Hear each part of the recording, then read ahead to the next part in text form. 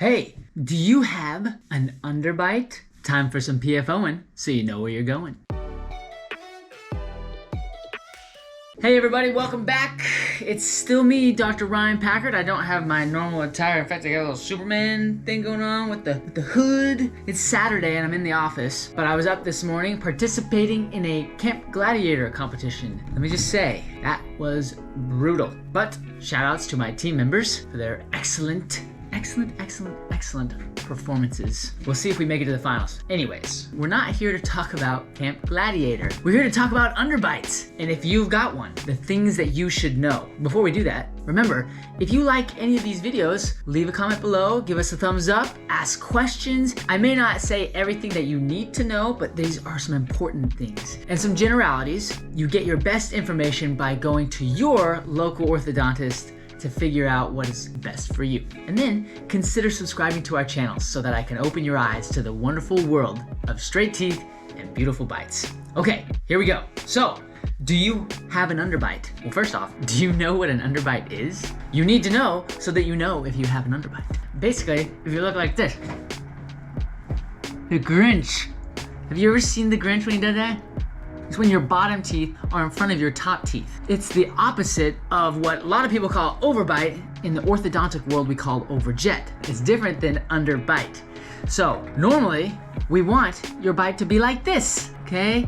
There's not very much space between your top teeth and your bottom teeth, and all the top teeth are in front of your bottom teeth. What we've talked about before, overjet is where your top teeth come way out in front of your bottom teeth. Sometimes it's less severe, it's a little bit closer, sometimes it's more, depending on your bones and your teeth. But then there are some individuals that develop in an underbite, like this, where our top teeth here are behind our bottom teeth. And again, this varies in severity per person. Some individuals are what we call a pseudo underbite. That means that when they bite down, especially when they're young, okay? If you're a young'un, or if you have a young'un, and they're going like this, okay? Walking around like that. It could be because their top teeth came in a little funky, as you can see in this picture, or just came backwards a little bit. That happens in normal development. Sometimes the teeth come in behind instead of coming into this nice straight. If only they came in this straight, okay? Sometimes the adult teeth, when they come in when we're young,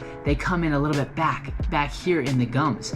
And that can interfere with biting down like this, okay, in a normal bite. And so our teeth in the front, they hit those back teeth, and then the child or the individual says, oh, I don't like that bite, and so I'm gonna push forward like this. And so really, it's not a bone problem, it's the position of their teeth. That's called a fake underbite. Some people get those, especially the young kids, all right? So if your kid's walking around like this, you might just check, hey, can you get your teeth back and bite in a normal way? And you kind of look and see if they're hitting on those teeth in the back in the wrong way. Maybe they're hitting in the front, like I said, they're hitting a front tooth that's maybe pushed back, and it's caught, they don't like that, and so they push forward. That is actually a better underbite to have. It's a little bit easier to fix because you just have to change the position of the teeth. Then there are the real underbite folks. And these are individuals that, when their bones grow, their lower jaw, look at that chiseled jaw. Anyways, the lower jaw, it grows forward so much that it grows beyond the top bone, or the top bone doesn't grow forward enough to match the bottom jaw coming forward. Research suggests that it's most of the time it's like a mix of both. People that have a lower jaw that grows forward, but they also have a top jaw that sits back, and so that you get that bad relationship where the bottom teeth are in front of the top teeth, all right? And they can't push back at all because their bones are just that way. Those individuals are real underbites, and those are a little bit harder to fix. So where do these come from? Well, we have not been able to identify a specific gene, a single gene in the genetic makeup to help us know which individuals are predisposed to this or what makes the underbite happen. But we have observed that this is one of those traits that if you've got a family member that has a severe underbite, or if you have a family history like a grandparent or a parent, then there's a chance that your child could have that underbite. But again, we don't know exactly why it happens. We do see it in a very familial way. It comes down the line. Well, can you prevent an underbite? For those individuals that have a true bone problem, that means that their bones just grow that way. Genetically, they're programmed. it is really, really hard to prevent that type of issue because that's just the way that your bones are. For individuals that are in the fake or the pseudo underbite, they aren't really walking around like this all the time. It's just they push it that way because it feels a little bit better, so they don't hit on their teeth in a wrong way. Those individuals are a little bit easier to address, but the key word here I think is prevent. Can you prevent true underbites? And the answer is that's really hard, again, because of genetics. You can try to treat the underbites, you can try to make it better, and sometimes you can make it better, but sometimes the genetic makeup is such that your bones outgrow the treatment, outgrow the fix. So individuals that have a true underbite, they might get treatment early, but then still need to treat it later, and then maybe even later. That's something that you're gonna wanna talk to your local orthodontist about. If you feel like you've got an underbite, it's something that you should watch and be aware of. Hard to prevent completely, but you may be able to fix it, and that's what we're gonna talk about next. How do we fix it? How do you fix an underbite?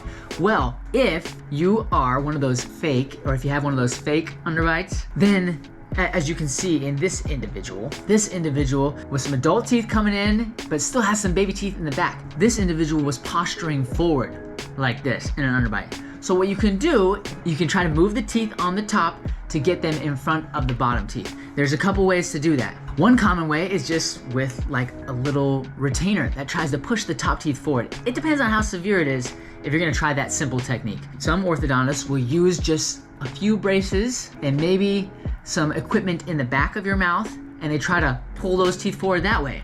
Yet another technique is the reverse pull headgear. If any of you know what that torture tactic is, all right? This is just as good. We've got these little pads up here. We got this little bar right here, and it sits right in front of your face like this. Okay, you see? I kind of put it in a position where it's like, You got these pads and it rests against your face like this, a reverse pull headgear. And then you've got this bar with these rubber bands, all right? Rubber bands on both sides, and those rubber bands, you pull, I'll show you right here. See if I can hook it up again. You're gonna pull it right there, see that? Yeah. I don't have any braces on, but you hook these rubber bands onto the braces, and the idea is that it tries to pull your upper jaw and your top teeth forward to jump into the proper overjet, so you don't have an underbite anymore. Those techniques are generally better for the young kiddos, earlier than 10. There's some other techniques that you can use before you go through your growth spurt. Not as common, but available. You should know about them. Ask your orthodontist about some anchors, some bone anchors, and again, same thing, a little bit of the rubber bands, and with full braces, you can try to improve the underbite. Okay, now, let's say that you've worked with your orthodontist, or you're thinking that, hey, my family has had surgery. Let's say that you've gone through your growth spurt already, and you're walking around like this. There is a chance that for the most ideal result, again, depending on severity, you're gonna wanna ask your orthodontist, that the only option that is predictable long-term could be surgery. Orthodontic surgery, where you go see the oral surgeon and they try to adjust your bones to get your lower jaw to go back and your upper jaw to come forward. It's an unfortunate situation. I know you don't want to hear that, but it is a reality sometimes for those individuals that have true bad bone growth. So if you really don't want to hear that and you want a chance to try and prevent, then you need to get to your orthodontist sooner rather than later so you can come up with a plan. What are the options to try and treat this to fix the situation? Despite your best efforts with your orthodontist, you may, even if you do the treatment then and you fix it, if you have true growth potential, especially for boys, they can grow sometimes into their late teens, early mid-20s. And so any work that you do now as a teenager could be undone if that lower jaw just keeps growing out. So you need to watch out for that. Okay, underbites can be a little scary, but the orthodontist knows what's going on. You need to visit with your local orthodontist to figure out what you have as far as your bite is concerned, if it's an underbite, and then what the possibilities are as far as treatment and when you should pursue those treatment options. Again, lots of generalities here. Couldn't cover everything. If you have any questions, let me know. If you like this video, give us a thumbs up, leave a question, and consider subscribing to the channel so that I can open your eyes to the wonderful world of straight teeth and beautiful bites. That's all I've got. Just a little PFOing so you know where you're going. Packard out.